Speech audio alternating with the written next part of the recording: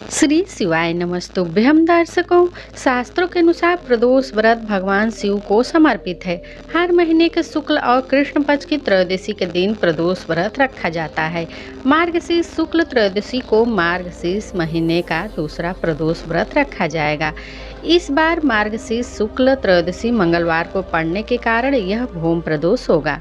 तो दर्शकों, आइए जानते हैं साल 2025 में मार्गशीर्ष शुक्ल प्रदोष व्रत की सही तिथि, पूजा व पारण का शुभ मुहूर्त, पूजा विधि और इस दिन किए जाने वाले महा उपाय के बारे में। साल 2025 में मार्गशीर्ष माह का शुक्ल प्रदोष व्रत 2 दिसंबर मंगलवार को रखा जाएगा।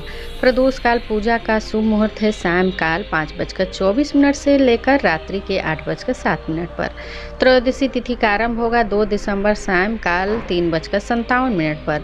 त्रयोदशी तिथि की समाप्ति होगी 3 दिसंबर की दोपहर 12:25 पर। शास्त्रों के अनुसार भूम प्रदोष के दिन सुबह स्नान के बाद सूर्य भगवान को जल का अर्घ्य दें और समस्त शिव परिवार की पूजा करें।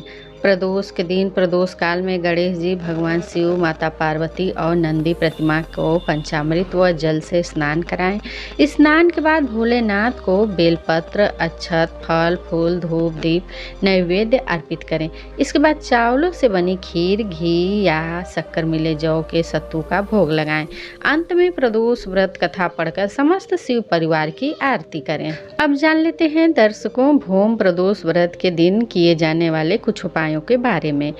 भूम प्रदोष व्रत में भगवान शिव की विधि विधान से पूजा कर शिवलिंग का पंचामृत से अभिषेक और ओम नमः शिवाय मंत्र का जाप करना चाहिए। प्रदोष के दिन बेलपत्र, धतूरा, आँख के फूल, सफ़ेद फूल, अक्षत, धूप, दीप और भस्म अर्पित करें। शिवलिंग पर अक्षत और समी के फूल चढ़ाएं। इससे धन संबंधी समस्याओं से छुटकारा मिलता है। भूम प्रदोष के दिन हनुमान चालीसा का पाठ करना लाभकारी होता है। भूम प्रदोष व्रत कथा।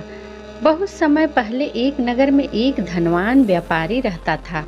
धन दौलत की कोई कभी कमी नहीं थी, परंतु उसके जीवन में एक ही दुख था, उसके यहाँ संतान नहीं थी। व्यापार की व्यस्तता के कारण वह अक्सर देव पूजा नहीं कर पाता था, पर उसकी पत्नी बड़ी धर्मपरायण थी। वह रोज शिवलिंग पर जल चढ़ाती और संतान की कामना करती। एक दिन उसने सुना कि मंगलवार के प्रदोष का व्रत करने से शिव जी प्रसन्न होते हैं और संतान का आशीर्वाद देते हैं। उसने मन में निश्चय किया कि वह भूम प्रदोष व्रत का कठोर व्रत करेगी। जब प्रदोष तिथि आई तो वह प्रातः स्नान करके निर्जल व्रत पर बैठ गई। शाम के समय जब वह मंदिर जाने लगी तो रास्ते में एक घायल बालक उससे मिलता है। बालक दर्द से कराह रहा था। स्त्री का हृदय द्रवित हो उठा। उसने अपने वस्त्र फाड़कर उसके घाव पर बांधा और उसे अपने घर ले आई। पति ने कहा, आज तो तुम व्रत रखे हो, पूजा करनी है, इसे बाद में देख लेना। लेकिन स्त्री बोली, शिव जी की सच्ची कृपा तो करुणा है, यह बालक भी तो उन्हीं का अंश है। स्त्री ने पूजा से पहले उस बालक की सेवा की, भोजन कराया और विश्राम कराया। पूजा का समय बीतने लगा, लेकिन उसका मन बालक को छोड़कर मंदिर जाने को तैयार न हुआ। रात होते होते बालक अचानक उठ खड़ा हुआ। उसके मुख से तेज निकलने लगा और वह स्वयं भगवान शंकर के रूप में प्रकट हो गया। भगवान बोले, वत्से, आज तुमने मेरी सर्वश्रेष्ठ पूजा की है। मंदिर में धूप, दीप, फल नहीं चढ़ाए, परंतु करुणा रूपी सेवा चढ़ाई है। मैं प्रसन्न हूँ, तुम्हें पुत्र रत्न की प्राप्ति होगी। यह कहकर भगवान शिव अंतर्ध्यान हो गए। कुछ समय बाद उस स्त्री ने एक तेजस्वी पुत्र को जन्म दिया। वह बालक बड़ा होकर महान पंडित और सूरवीर बना।